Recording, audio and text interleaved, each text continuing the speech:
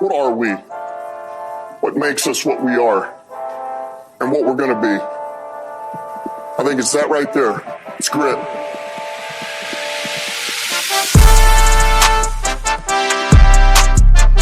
It's grit. And we're back. This is the All Grit podcast coming in on a Wednesday evening for all of our listeners. You can see if you're on YouTube, we got the merch flying today. We got merch from Detroit. We got merch from Indy. It's going down this weekend, boys and girls. I am your humble host, Caleb. Adrian got the drop already. Plax is here. You can hear him. Adrian's got the hat, the drip, as the kids say. We got sweaters. We got Clay over there rocking the Amon-Ra headstand. And we got a visitor rocking Super Bowl papers in his background. He's bragging on us, ladies and gentlemen. Let's welcome to the podcast Justin from Indy. Yo. Welcome. Yeah, thanks for having me. Yeah, turn up that horn, baby. Turn up that horn. All right. So this is our second crossover. No, third. Our third crossover. We had a Packer fan, we had a Jag fan, and now this is our Indy fan. So welcome Justin. Welcome Justin to the pod here. Glad to be a part of it. Yeah, man. Tell us a little bit about yourself and your fandom, your season. Are you a season ticket holder from what I hear? Yeah, I'm just our businesses, but so I don't go to all the games, but Okay. good to go. This is the one I chose to go to for this year. But yeah, started.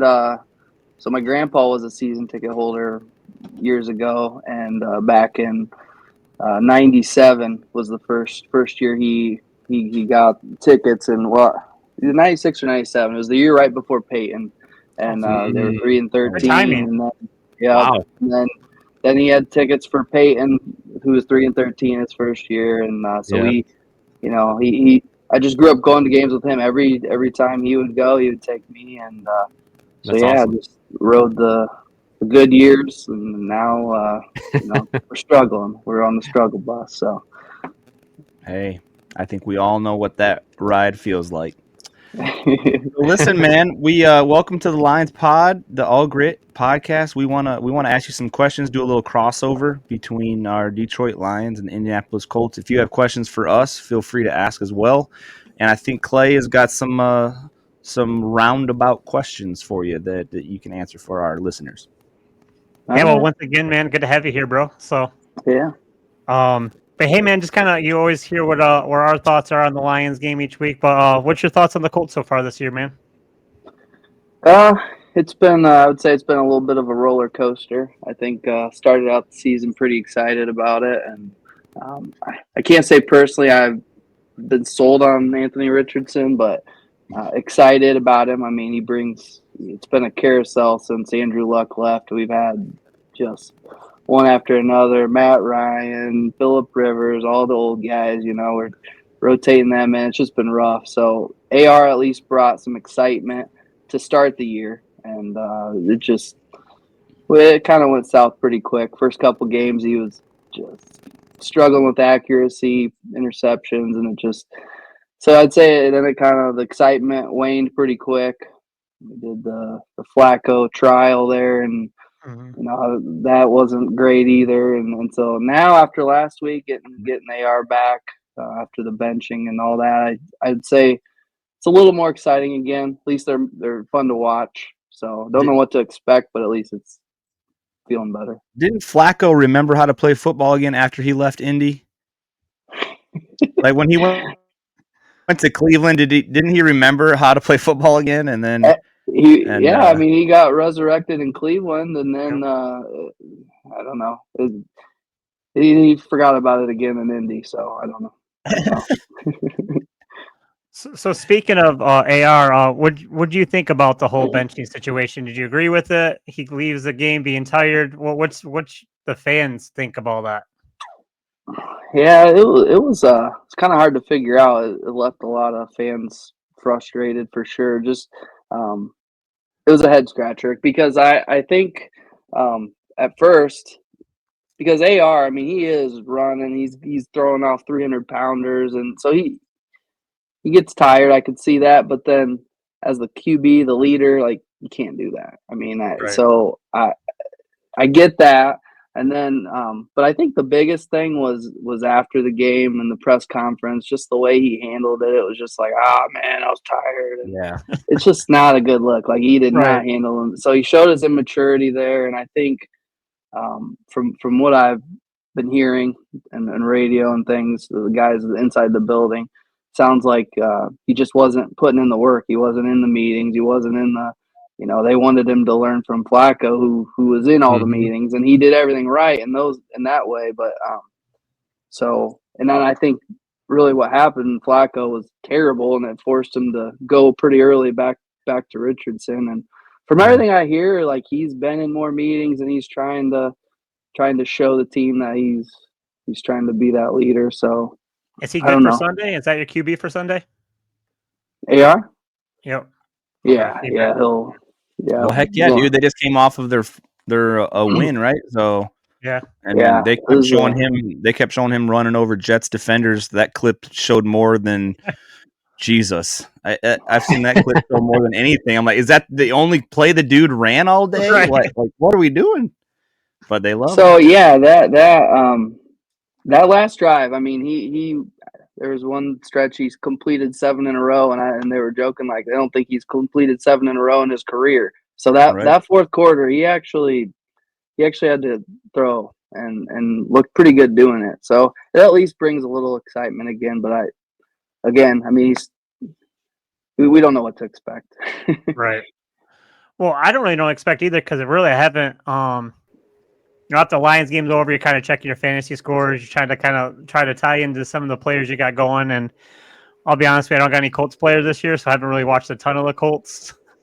So with Colts defense, I'm not really familiar with them, but how do you think they'll match up against Lions' powerful offense? Yeah, that's gonna be rough. So Gus Bradley, he's got this bend don't break type defense, and seems to break more than anything. Just a couple of stats. They're 28th in total defense. The Colts are. They allow 375 a game.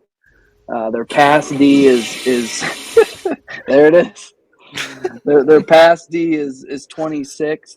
They allow 232, and their run D is 28th. So Colts defense is it's down there.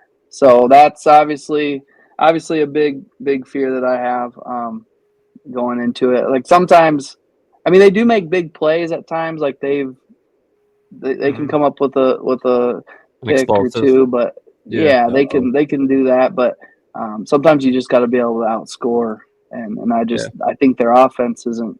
I mean, Lions offense is legit, so that's where I think. Who's your wide receiver from Cincinnati? I forgot the kid's name. Alec Pierce. Alec Pierce, man. For some reason I like him. Like I wish we had him on the squad. He usually has an explosive play, right? Yeah, I mean he's the deep threat. He's the deep threat.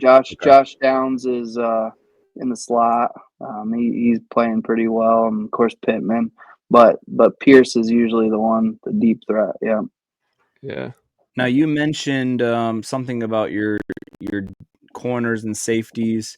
So if you're looking at Amon-Ra, JMO, a potential of Laporta coming back, throw in Tim Patrick, and did I miss anybody?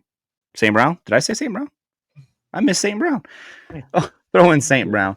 How does your secondary compare with that? Will they be able to slow them down?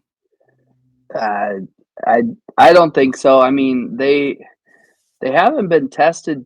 The secondary hasn't been tested here lately. I mean last week Aaron Rodgers.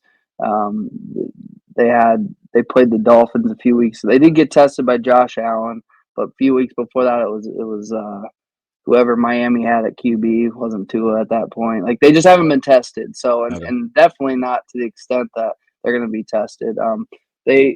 Kenny Moore in the slot will be a really interesting matchup with St. Brown. Kenny is a good nickel.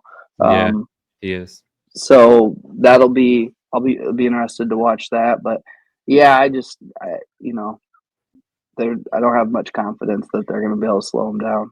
Yeah. Kenny Moore was a Pro Bowler last year, a couple years ago, right? Yeah, last year, or the year before. Yep. Yeah, he's a good corner.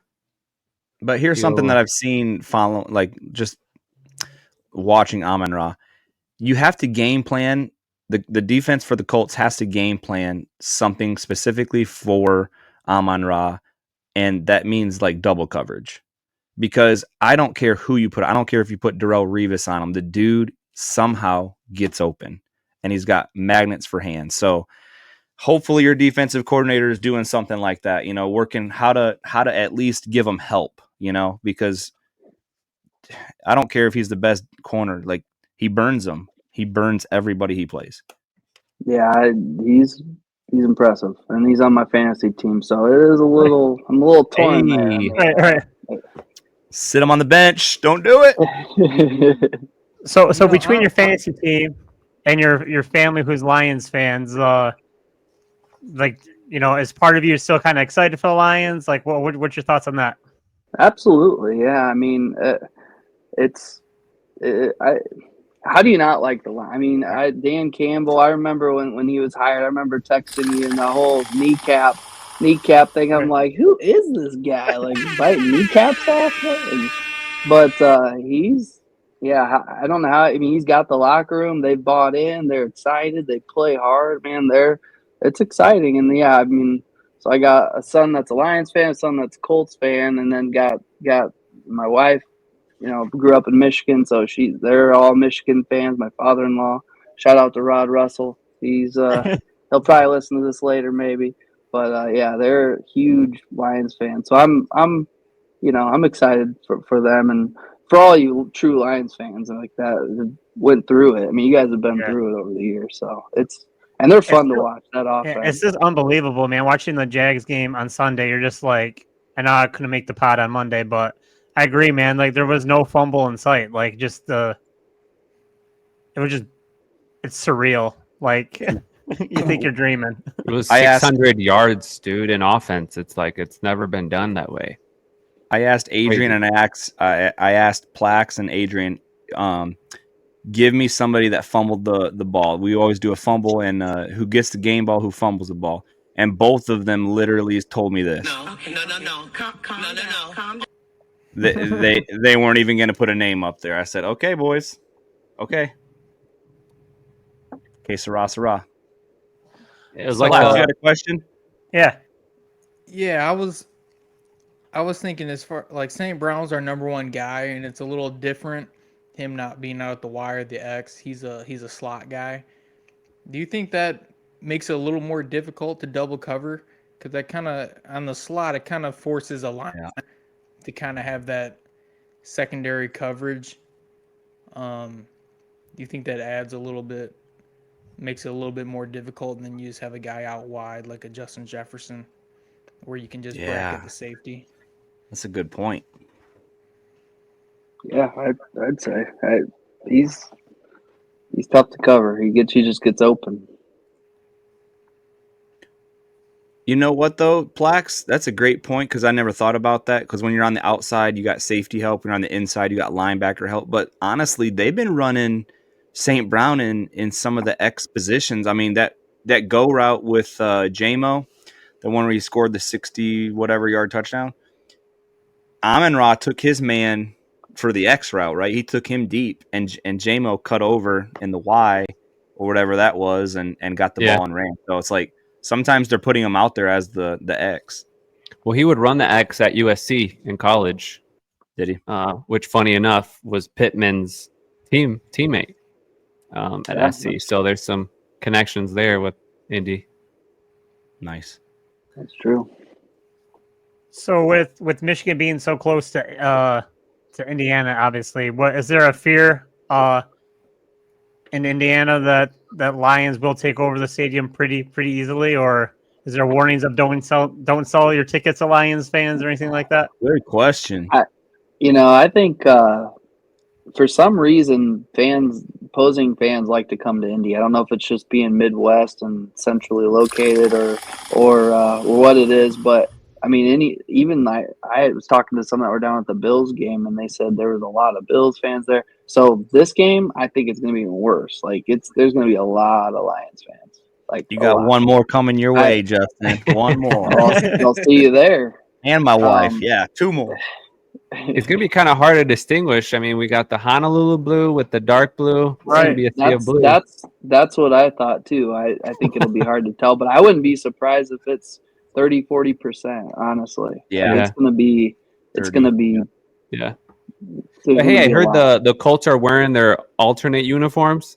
Yep. Is that all black, or is it all Indiana blue? Knights. The helmets are black, and then Okay. the blue is like a little different blue. Got it like a little design to it, and I think they have black pants with it. Maybe I like them. Yeah, Dang, they're that's pretty sweet. cool. Is this the Sweet. debut of them?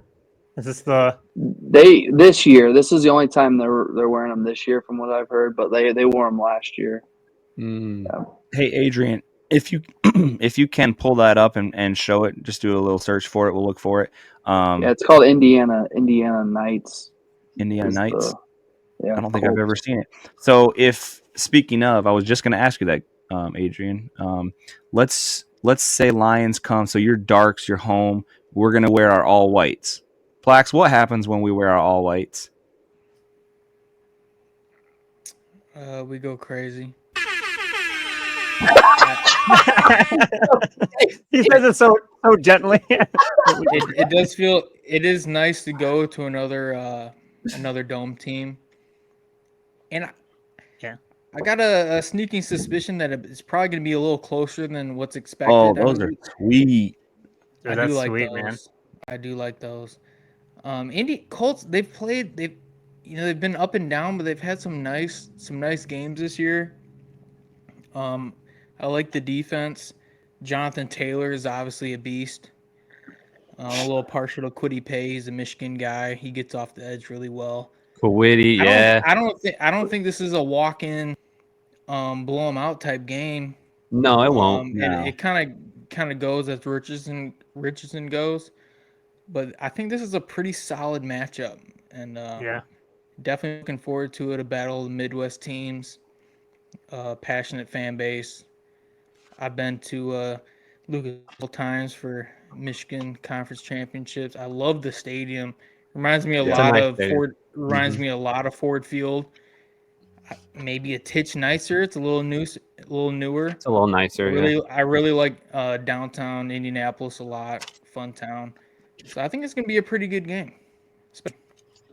Yeah, I do too. I mean, the line's a little surprising. It's at 7.5, I think, which I thought that'd be more. So I'm a little surprised they think it's going to be that close. I don't personally. I just don't see how we've only scored 30. We've only scored 30 one time, and that was against the Jags with Flacco.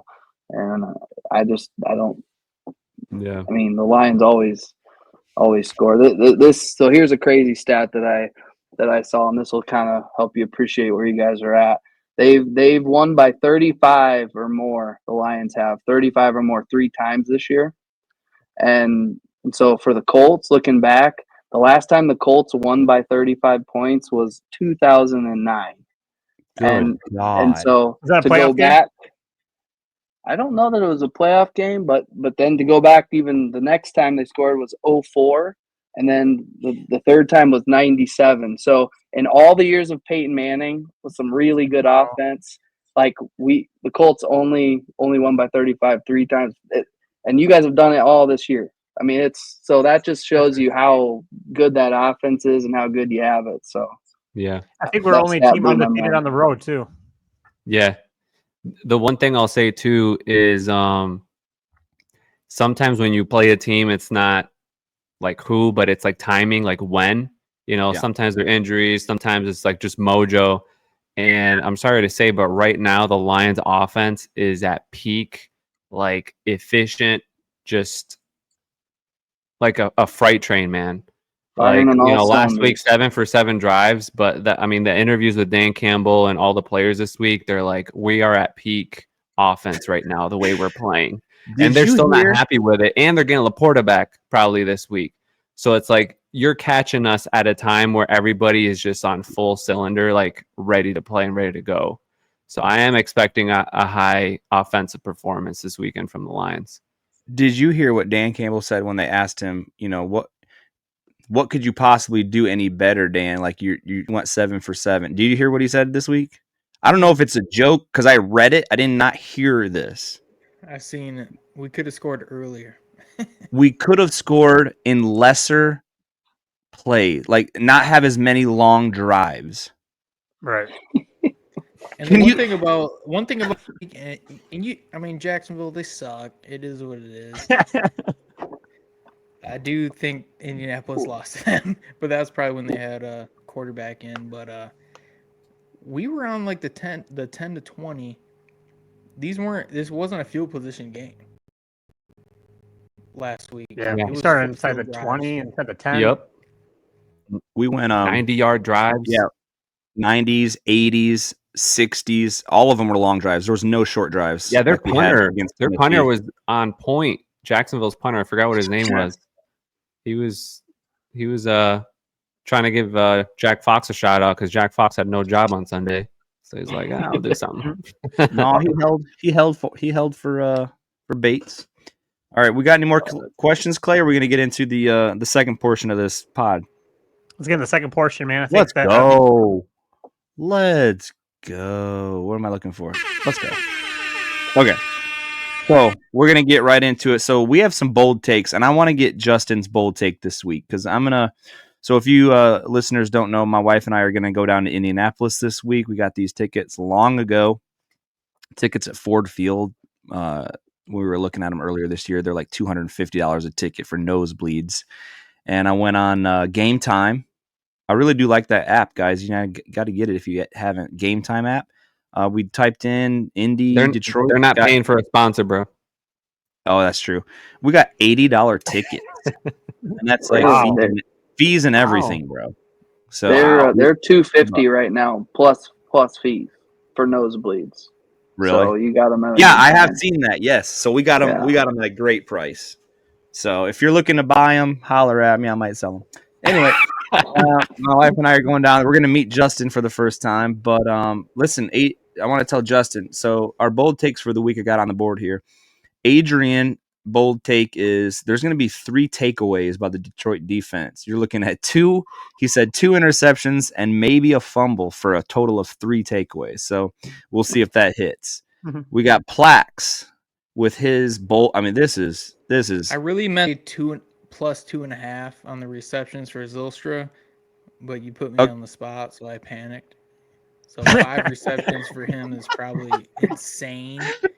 But he was all right. Do we allow him to drop to 2.5? No, because that's not bold. He can get 3. So he's saying our third string tight end will get 55 yards. 5 receptions, 1 touchdown, and 65 yards. For a third string tight end. I'm a little worried how this game went.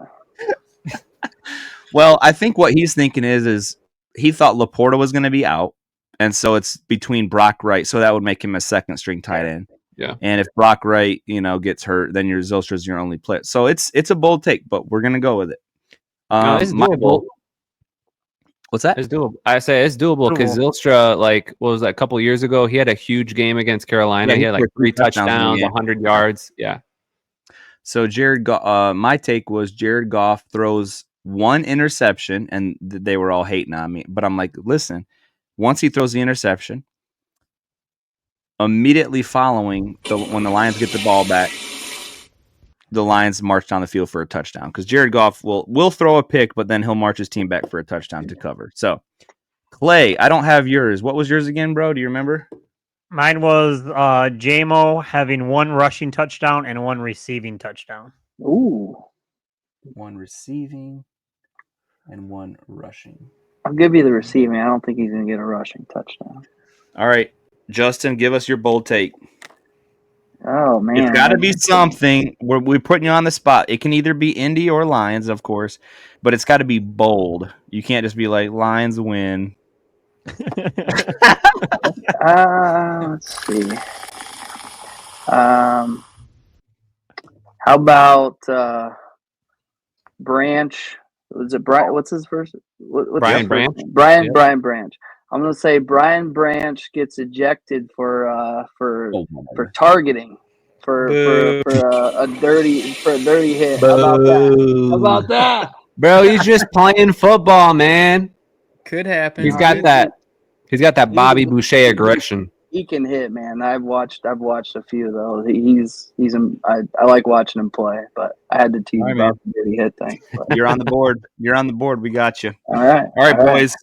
Let's go to predictions real quick, and then we'll do a little sign off. So predictions, Adrian. What do you have for this Sunday? 1 o'clock kickoff in Indy. Lions win by 2 scores. So I'm thinking something like 35-17. Okay, Clay. I got Lions at 34 to 24. 34-24 Lions. Let's go, Plax. I can't remember. I said something egregious on the last pod. Yeah, you have time to change it. About the Colts scoring 4. I think they have a solid offense. I think they can get. I think it can be in the 21 range, 3 touchdowns. Mm-hmm. They got a good.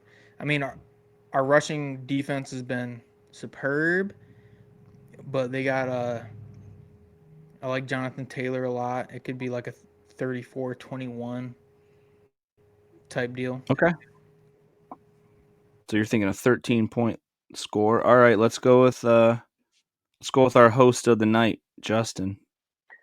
I'm gonna go. I think I might have the largest margin here. I'm gonna go Lions 42-20. I think. I just can't see it. They're just gonna score a lot. I hope not, but that's just my gut. And I don't even know if it's possible to score 40, but I don't know. I had on our last pod, I think 40-21. So I agree that they're going to get a 40 burger. This offense is just, like you said, Adrian, it's just clicking. So scored a 50 burger last week.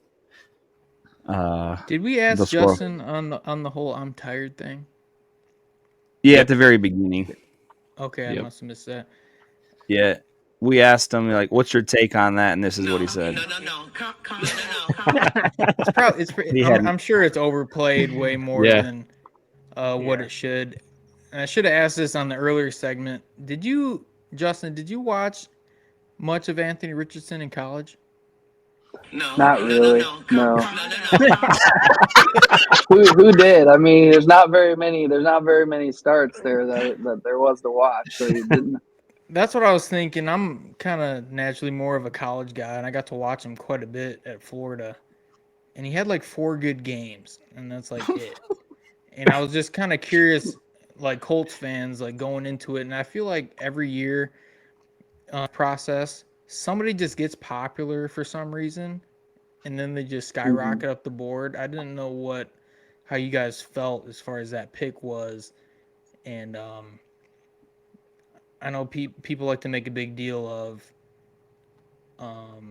what's it called?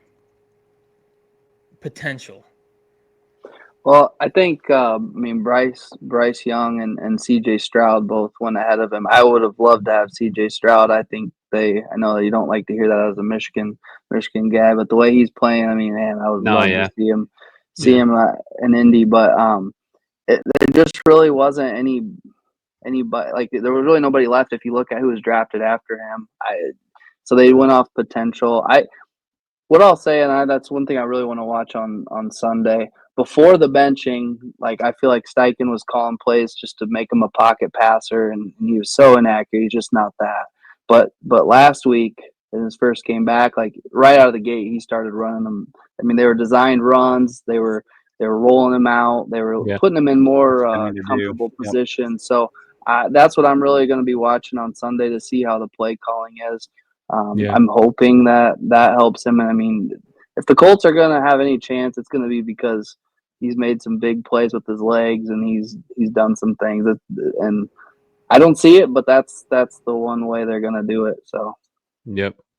I will say one thing before we end the pod. Thank you to the Colts for giving us Scotty Montgomery, our assistant head coach.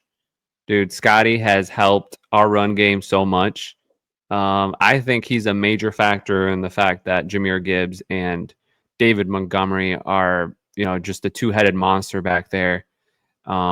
We used to have Deuce Staley as a running backs coach, and I never really liked the way he coached the running backs, and I felt like left a lot of meat on the bone. I felt like there was a lot of meat off the bone.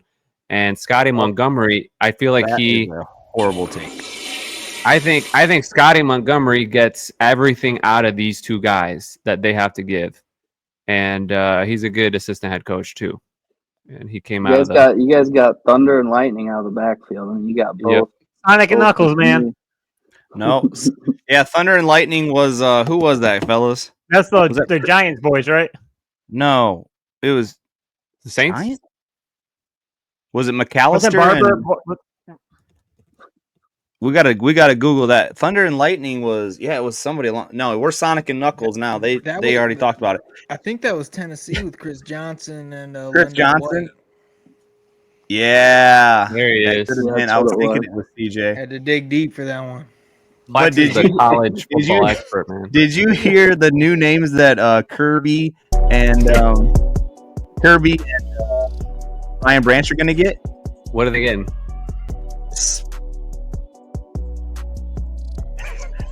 Smash and grab. Smash and grab. So Kirby is grab and Yeah. Smash is Brian Branch. It's smash and grab, baby. Okay, maybe it'll grow on me. So Maybe it'll grow. no, they asked Brian Branch about it. He goes, "Yeah, you have my official on that, so go ahead and run it." So and now we just gotta Nice. see if Kirby's going to agree to it. So, all right, boys, we tackled it all. Justin, give us a 1 second or a 1 minute where people can find you if they want to know more about Justin M. You Well, you repping hit me anything? with the tough one. What? You guys said Business shout out. Business shout out. All right. Melching Machine. That's where we got the tickets. So go check it out. Melching.com on the web. If you need any machining needs, we'll help you out. Sweet. All Right right. on, brother.